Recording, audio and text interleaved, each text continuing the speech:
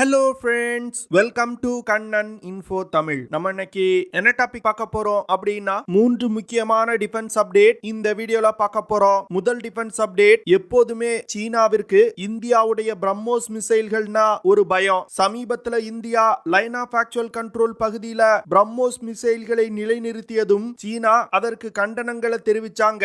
இந்த சூழ்நிலையில சீனா தன்னுடைய விமானம் தாங்கி போர்க்கப்பலை பிரம்மோஸ் மிசைல்கள்ல இருந்து பாதுகாப்பதற்கு தன்னுடைய வீரர்களுக்கு சிறப்பு பயிற்சிகளை அளித்து வருவதா செய்திகள் வெளிவந்திருக்கு. எதற்காக சீனா இந்தியாவின் பிரம்மோஸ் மிசைல்களை கண்டு இவ்வளவு தூரம் பயப்படுறாங்க, சீன வீரர்கள் என்ன மாதிரியான பயிற்சிகளை எடுக்கிறாங்க அப்படிங்கிறது குறித்து பார்க்கலாம். இரண்டாவது டிஃபென்ஸ் அப்டேட், இந்திய விமானப்படையில் இணைக்கப்பட்ட ரஃபேல் போர் விமானங்கள் ஒரு கேம் சேஞ்சர் அப்படின்னு டிஃபென்ஸ் எக்ஸ்பர்ட் சொல்றாங்க. இதற்கு காரணம், இந்தியானால ரஃபேல் போர் விமானங்களை கொண்டு சீனா மற்றும் பாகிஸ்தானுடன் ஒரு டூ ஃப்ரண்ட் வார சமாளிக்க முடியும் அப்படின்னு சொல்றாங்க. ரஃபேல் போர் விமானத்தை பயன்படுத்தி இந்தியாவால எப்படி ஒரு டூ ஃப்ரண்ட் வார சமாளிக்க முடியும் அப்படிங்கிறது குறித்து பார்க்கலாம். மூன்றாவது டிஃபென்ஸ் அப்டேட், இந்திய கடற்படைக்காக டெவலப் செய்யப்பட்டு வரும் டெட்பஃப் விமானம் குறித்து ஒரு முக்கியமான அப்டேட் வெளிவந்திருக்கு. அந்த அப்டேட் என்ன, டெட்பஃப் விமானத்தோட சிறப்பு அம்சங்கள் என்ன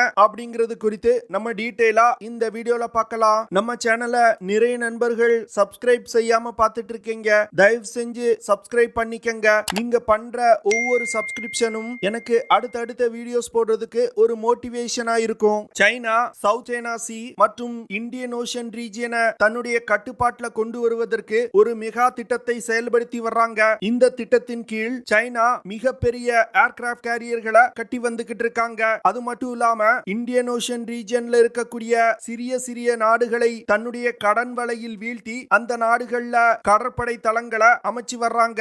சமீபத்துல ஃபிஜியாங் அப்படிங்கிற ஒரு பிரம்மாண்ட விமானம் தாங்கி போர்க்கப்பலை லான்ச் செஞ்சாங்க. இந்த கப்பல் இந்த வருடத்தோட தொடக்கத்துல சீ ட்ரையல்ஸ்ல ஈடுபட உள்ளது. இந்த ஃபிஜியாங் விமானம் தாங்கி போர்க்கப்பல் கிட்டத்தட்ட 80,000 டன் எடை கொண்ட ஒரு மெகா ஏர்கிராஃப்ட் கேரியர். இந்த விமானம் தாங்கி போர்க்கப்பல் தான் அமெரிக்காவுக்கு வெளியே கட்டப்பட்ட சூப்பர் ஏர்கிராஃப்ட் கேரியர் வகையை சேர்ந்த கப்பல்.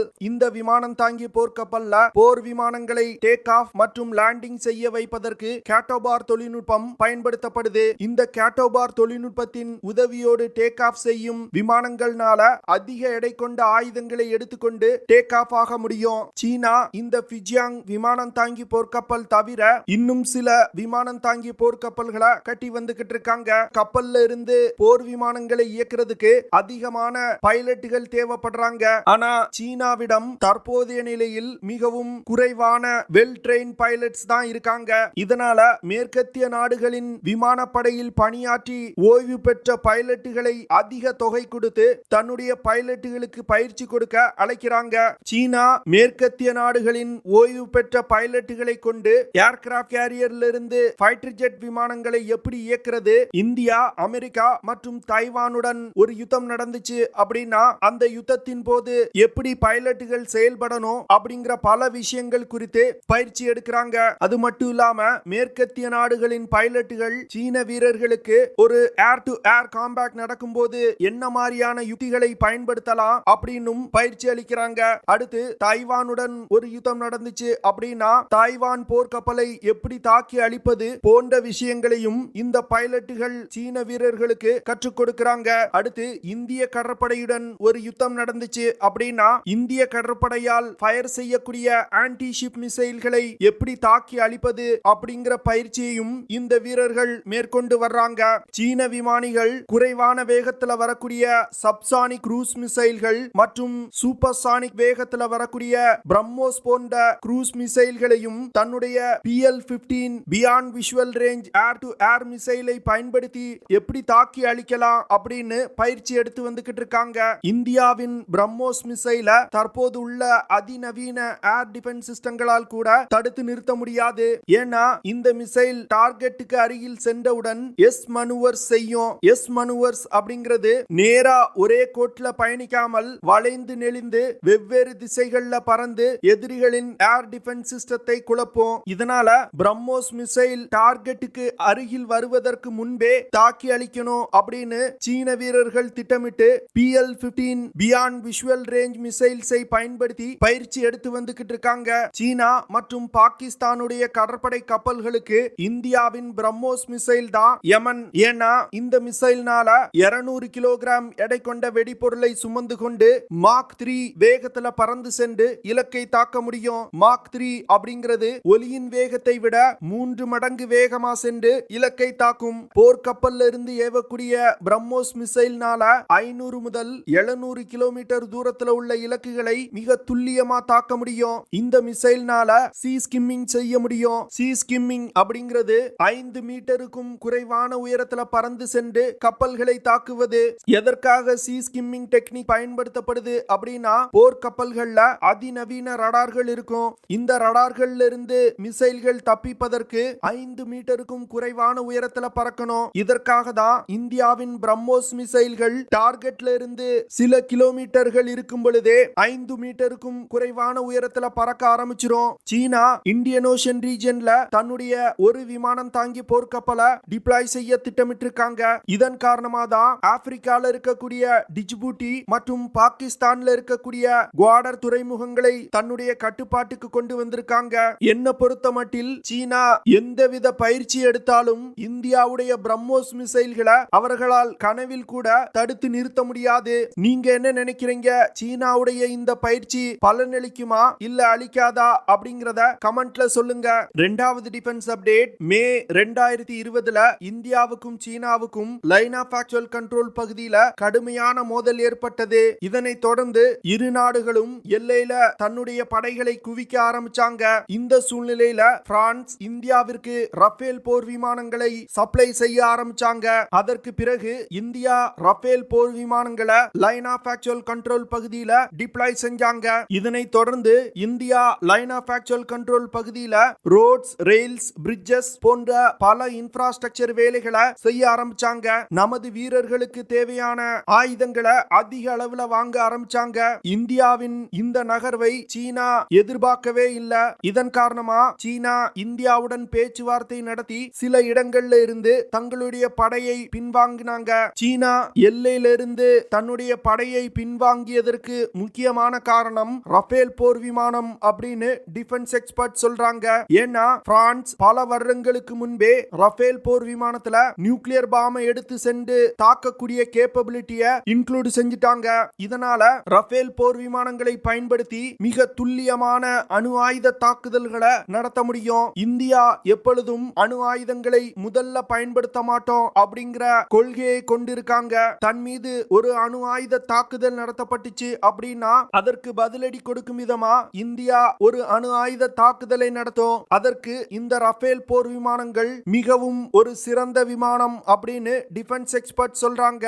இந்தியாவின் ரஃபேல் போர் விமானங்கள்னால அதிகபட்சமா 24,500 கிலோகிராம் எடையை சுமந்து கொண்டு பறக்க முடியும். இந்த விமானத்துல 14 ஹார்ட் பாயிண்ட்ஸ் கொடுக்கப்பட்டிருக்கு. இந்த 14 ஹார்ட் பாயிண்ட்ஸ்ல 9,500 கிலோகிராம் எடை கொண்ட missiles, bombs, cluster munitions, laser guided bombs போன்ற பலவிதமான ஆயுதங்களை எடுத்து சென்று தாக்குதல் நடத்த முடியும். ரஃபேல் போர் விமானத்துல MBDA நிறுவனத்தால் உருவாக்கப்பட்ட Meteor beyond visual range air to air missile இணைக்கப்பட்டிருக்கு. இந்த மிசைல்னால 200 கிலோமீட்டர் தூரத்துல உள்ள இலக்கை மிக துல்லியமா தாக்க முடியும். இந்த மிசைல்னால மாக் 4 அப்படிங்கிற வேகத்துல பறந்து சென்று இலக்கை தாக்க முடியும். இதனால எந்த ஒரு ஏர் டிஃபென்ஸ் சிஸ்டத்தாலும் இந்த மிசைலை இடைமறித்து தாக்க முடியாது. இந்தியானால மிட்டியார் மிசைல்களை பயன்படுத்தி சீனா மற்றும் பாகிஸ்தானுடைய எல்லைக்குள் செல்லாமலே நமது எல்லைக்குள் இருந்து கொண்டே விமானங்களை தாக்க முடியும். இரண்டாவதா ரஃபேல் போர் விமானத்துல மைகா அப்படிங்கிற ஒரு short range air to air மிசைலும் இணைக்கப்பட்டிருக்கு. இந்த மிசைல்னால 60 கிலோமீட்டர் தூரத்துல உள்ள விமானங்களை மிக துல்லியமா தாக்கி அழிக்க முடியும். தொலை தூரத்துல இருக்கக்கூடிய டார்கெட்டுகளை மிட்டியார் மிசைல்களை பயன்படுத்தி தாக்க முடியும். அதுவே இந்திய எல்லைக்குள் ஊடுருவிய சீனா மற்றும் பாகிஸ்தான் விமானங்களை இந்த short range air to air மிசைல்களை பயன்படுத்தி தாக்கி அழிக்க முடியும். மிட்டியார் போன்ற மிசைல்களை பயன்படுத்தி இந்திய எல்லைக்குள் இருந்து கொண்டே பாகிஸ்தான் மற்றும் சீனாவில் உள்ள விமானங்களை தாக்க முடியும் அப்படின்னா இது ஒரு மிகப்பெரிய விஷயம். இதன் காரணமாக தான் பாகிஸ்தான் மற்றும் சீன விமானப்படைக்கு இந்தியாவின் ரஃபேல் போர் விமானங்கள் ஒரு மிகப்பெரிய சவாலா இருக்கு. மூன்றாவது defence update. Aeronautical development agency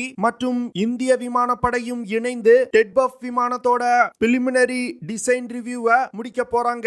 இது முடித்தவுடன் டிஃபென்ஸ் மினிஸ்ட்ரி டெட்பஃப் விமான ப்ராஜெக்ட்டுக்கு தேவையான 14,000 கோடி நிதியை ஒதுக்குவாங்க அப்படின்னு டிஃபென்ஸ் எக்ஸ்பர்ட் சொல்றாங்க. இந்த நிதி ஒதுக்கப்பட்டவுடன் டெட்பஃப் விமானத்தோட 4 புரோட்டோடைப்புகள் உருவாக்கப்படும். இந்த 4 புரோட்டோடைப்புகளை பயன்படுத்தி பல கட்ட சோதனைகள் நடத்தப்பட உள்ளது. டெட்பஃப் விமானத்தை 2026 வருடம் ரோல் அவுட் செய்ய போறாங்க.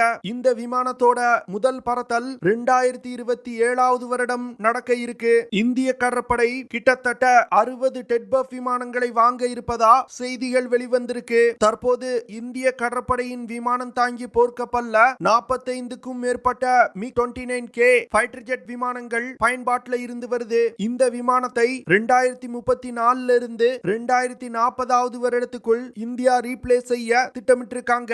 இதற்காக தான் இந்திய கடற்படை 60 டெட்பஃப் விமானங்களை முதற்கட்டமா ஆர்டர் செய்றாங்க. 2031 வருடத்திலிருந்து டெட்பஃப் விமானங்கள் அதிக அளவுல ப்ரொடக்ஷன் செய்யப்பட உள்ளது. இந்த விமானத்தை இந்துஸ்தான் ஏரோநாட்டிக்ஸ் லிமிடெட் நிறுவனம் தயாரிக்க போறாங்க. டெட்பஃப் விமானத்தை டிசைன் செய்யறது aeronautical development agency, Hindustan aeronautics limited மற்றும் DRDO. இந்தியா டெட்பஃப் விமானத்தை 16.3 மீட்டர் நீளமும் 11.2 மீட்டர் விங் ஸ்பேனும் கொண்ட விமானமா தயாரிக்க போறாங்க. இந்த விமானத்தை ஒரு ட்வின் இன்ஜின் கொண்ட விமானமா இந்தியா தயாரிக்கிறாங்க. டெட்பஃப் விமானம் மாக் 1.6 அப்படிங்கிற வேகத்துல பறக்கும் வகையில வடிவமைக்கப்பட உள்ளது. இந்த விமானத்துல உள்நாட்டிலே தயாரிக்கப்பட்ட அதிநவீன உதம் AESA ரடார் இணைக்கப்பட உள்ளது. இது தவிர அதிநவீன air to air, air to surface, anti ship missiles, anti radiation missiles போன்ற பலவிதமான ஆயுதங்கள் இணைக்கப்பட உள்ளது.